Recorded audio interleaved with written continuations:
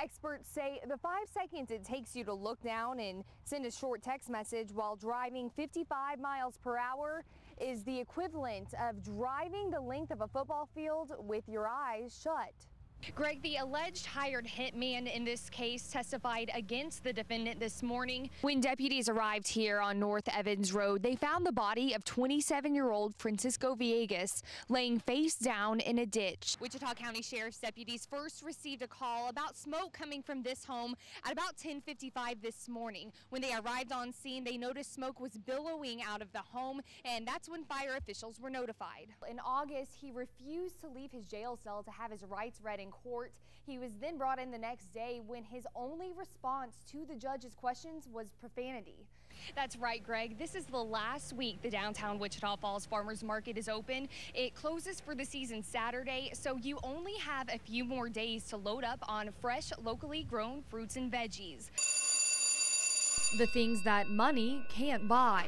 Those are the things Herald ISD Superintendent David Thweet says he wants to protect. Many people can learn how to effectively and safely guard others with firearms. Certain teachers, though he won't say who or the number who do, carry guns daily at the K-12 school, which has just more than 100 students. Anonymity is key to what we do here at Herald. Thweet's idea to let some teachers carry guns inside the classroom was put into effect in 2008. He says the October 2006 shooting at West Mines Amish School spurred his idea. What was key about that is that it was the milk delivery man. And the milk delivery man, we would have let in our door.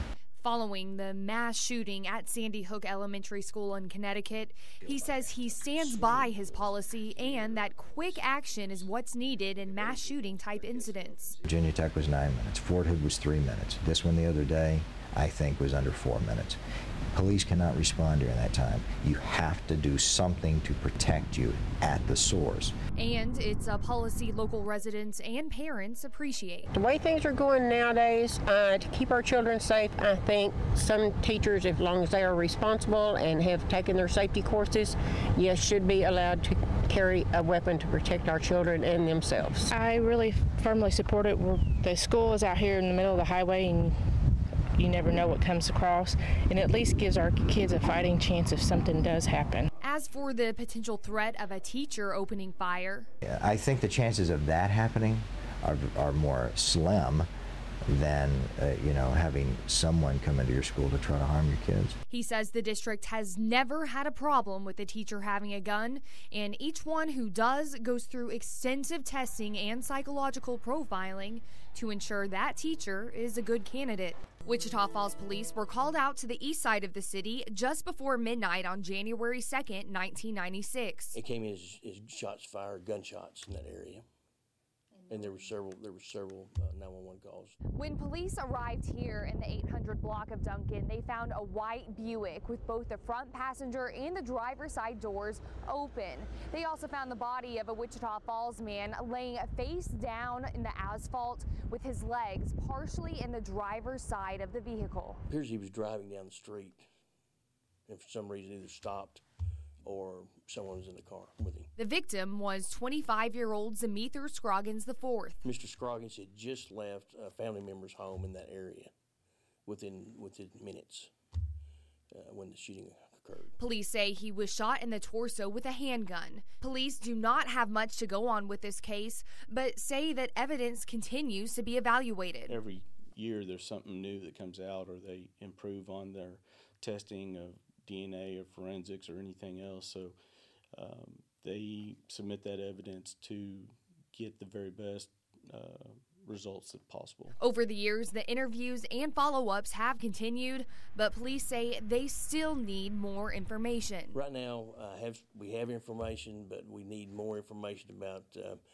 who actually may have killed Mr. Scroggins. A lot of people, depending on the crime, that they don't want to come forth or they don't want to get involved, but it takes involvement, and it's very important for the witnesses to step up and do the right thing so we can make these cases and have closure for the families. 24 Warriors on Wheels cyclists are pedaling 500 miles during the next 6 days to raise money for Operation Comfort, a San Antonio nonprofit that helps wounded service members from Iraq and Afghanistan. Our goal is to be able to raise enough money so we can continue our programs. We have hand cycling, sled hockey, amputee surfing. We have an amputee softball team.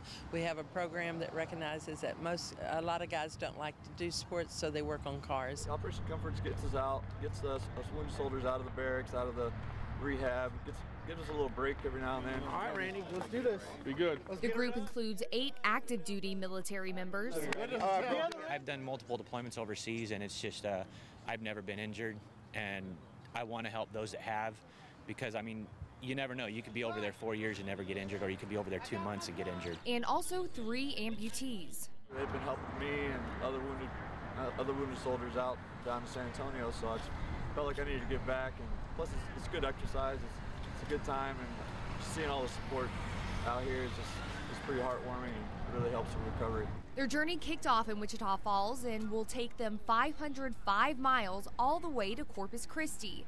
They're teaming up with Whataburger and stopping at about 15 restaurant locations along the way. Whataburger just love their mission and what they do for the veterans. You know, the veterans are the real heroes here, and to see them out riding to raise money for Operation Comfort, we just had to get involved. Organizers will set up events at each Whataburger location and ask customers to join the effort to support those who gave of themselves for our freedom.